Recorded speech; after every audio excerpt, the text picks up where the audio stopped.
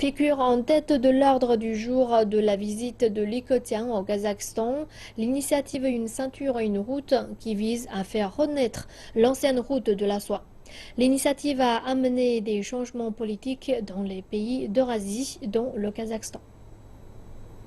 Pour mettre fin à la pauvreté, il faut construire une route. Il s'agit là d'un proverbe chinois qui est utilisé par le Kazakhstan, pays voisin de la Chine. Alexander Nish conduit et travaille sur des sites de construction depuis plus de 2 décennies. Il affirme qu'au cours des 3 dernières années, la majorité des camions qu'il conduit sont fabriqués en Chine et la majorité des routes construites connectent le pays à la Chine. La section de la route que nous construisons, nous l'appelons dans le pays la nouvelle route de la soie. Ce projet va débuter dans le Xinjiang en Chine pour s'étendre jusqu'à l'ouest de l'Europe. Pendant sa construction, nous avons des camions de bonne qualité qui sont capables de supporter des charges lourdes et des routes de mauvaise qualité.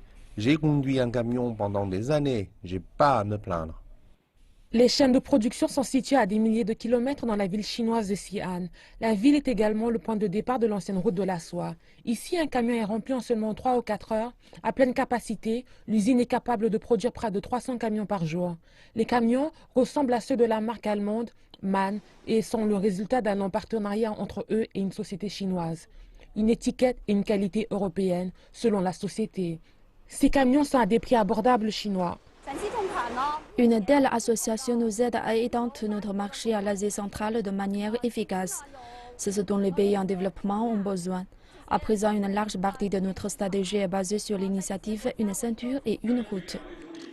L'année dernière, le Premier ministre chinois et son homologue kazakh, Karim Mazimov, ont signé d'importants accords évalués à 24 milliards de dollars, dont la majorité vise l'infrastructure et la coopération pour booster la connectivité.